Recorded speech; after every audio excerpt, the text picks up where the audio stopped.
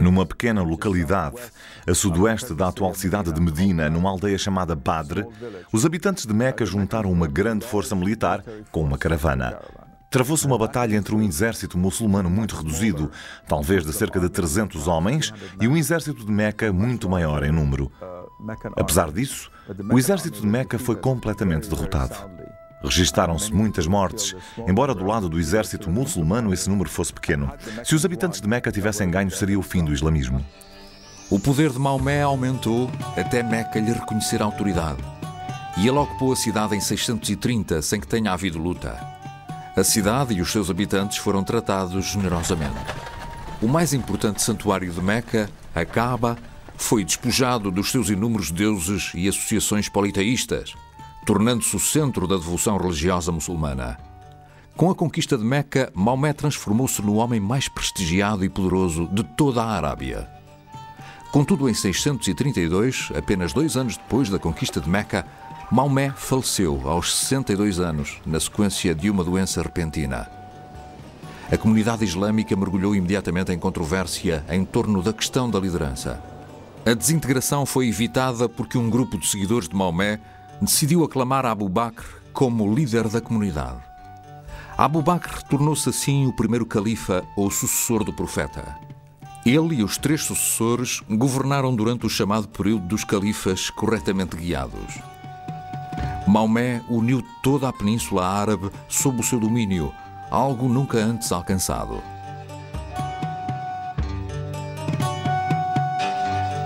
O seu modo de governar estabeleceu as bases de um império brilhante, cuja glória só seria totalmente reconhecida ao longo dos 4 séculos seguintes. A maior contribuição de Maomé foram, no entanto, os ensinamentos religiosos que lançaram as bases de tudo o resto. Constituíram uma visão inteiramente nova do mundo, que deu origem a uma das tradições espirituais mais ricas e mais dinâmicas da história. Para os muçulmanos, a profecia foi o meio escolhido por Deus para transmitir a sua vontade e as suas normas orientadoras à humanidade através dos tempos.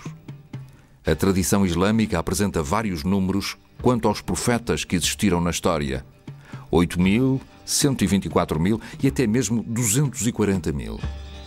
O islamismo reconhece alguns dos profetas mencionados na Bíblia, como Moisés, David e Jesus. Os muçulmanos acreditam que Deus lhes enviou muitos livros no passado, alguns conhecidos e outros desconhecidos. Estes incluíam a Taurá, referindo-se à Tora, de Moisés, o Zabur, os Salmos de David, e o Injil, Evangelho de Jesus Cristo. A estes profetas e a estes livros, os muçulmanos juntaram o nome de Maomé e o livro que este recebeu, o Corão. A essência do coração do profeta era tão pura que aquela energia se expandiu por Meca, que é um deserto, abrangendo o mundo inteiro. Desde o extremo oriente ao extremo ocidente. E por isso, o amor que emanava do coração do profeta pode ser comparado ao da rainha mãe das abelhas. Ela fornece energia a todas as abelhas para produzirem o mel. Existe uma semelhança dele com Jesus, com o seu amor pela humanidade que abrangia a todos, e com Moisés, cujo amor era também extensivo a todos. Subjacente à doutrina islâmica está um entendimento distinto da natureza e da condição humana. Segundo os muçulmanos, o problema fundamental de toda e qualquer pessoa é a limitação que temos enquanto seres humanos. Desconhecemos a forma adequada de viver e somos incapazes de a descobrir através das nossas faculdades e recursos simples. Para os muçulmanos, a história da humanidade pode ser esboçada como o processo repetitivo de receber orientação através de profecias e depois divergir destas. Os seres humanos têm, evidentemente, uma tendência inerente para se desviarem do caminho divino e de seguirem o seu próprio caminho. Contudo, os muçulmanos acreditam que, com a vinda de Maomé, o ciclo de mensagens proféticas atingiu o seu clímax e o seu fim. Segundo o Corão, ele era o selo dos profetas. O islamismo é uma religião do livro. No seu centro está o Corão, o conjunto de revelações feitas a Maomé, começando com o seu chamamento para ser profeta, tarefa que desempenhou até ao fim da vida. O Corão tem aproximadamente o mesmo tamanho que o Novo Testamento cristão. Está dividido em 114 suras, ou capítulos. Sabe-se muito pouco acerca da condição ou do estado do Corão quando o profeta morreu. Maomé tinha orientado a sua atividade no sentido de registar e organizar em capítulos alguns extratos do livro sagrado. No entanto, a comunidade muçulmana é unânime em concordar que o mais extenso trabalho de reunir e publicar o Corão foi realizado no tempo dos primeiros 3 califas, ou sucessores do profeta. Esta foi a altura em que se diz que o Corão foi compilado a partir de escritos nas pedras, nas folhas de palmeiras, em pedaços de pele e nas omoplatas dos animais. O Corão foi compilado a partir do coração dos homens, ou seja, das suas memórias. Em geral, existe concordância por parte dos muçulmanos em dizer que o Corão foi reunido sob o patrocínio do terceiro califa, Uthman. Os muçulmanos ortodoxos acreditam firmemente que desde o dia em que foi compilado, o Corão de Uthman foi preservado da mudança, da distorção ou do erro, até ao último sinal de pontuação. A forte convicção dos muçulmanos de que no Corão está a palavra de Deus justifica a resistência que nutrem relativamente ao livro sagrado. Quando o Corão é traduzido, particularmente para as línguas do mundo muçulmano, como o persa ou o turco, é costume imprimir-se o texto em árabe a par da tradução. Todos podem compreender a beleza do texto do Corão, sendo essa a razão pela qual foi definido como o critério para a língua árabe perfeita, o modelo supremo da língua árabe desde a sua revelação.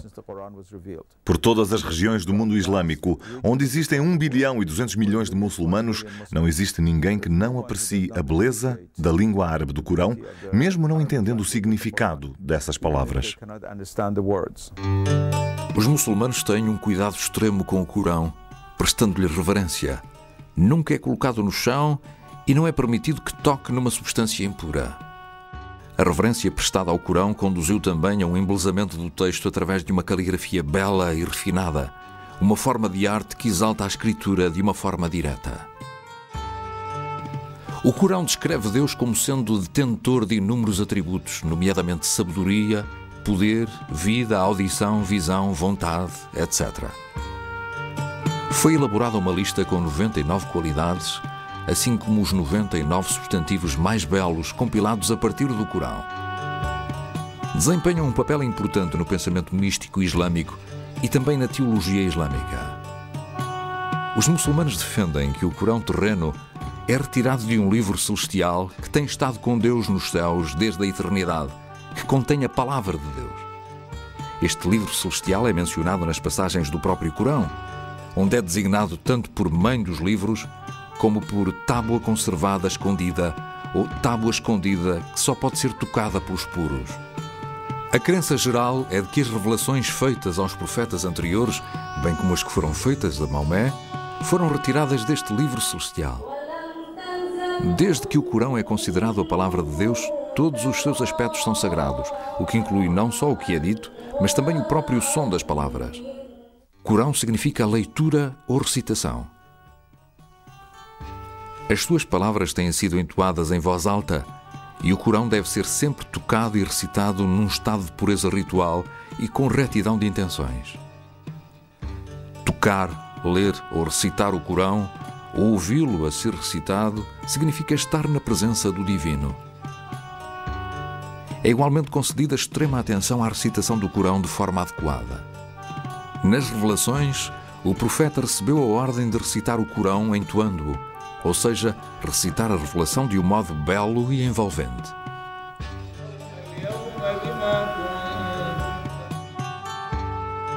A veneração do Corão assume, no entanto, outras formas. Por todo o mundo islâmico, os muçulmanos tentam memorizar todo o Corão, apesar de ser um livro com cerca de 6.200 versículos e cerca de 120.000 palavras. Memorizar o Corão é um ato de devoção de grande mérito. Trata-se de assimilar o livro sagrado dentro de si, tornando o mundo divino uma parte de nós.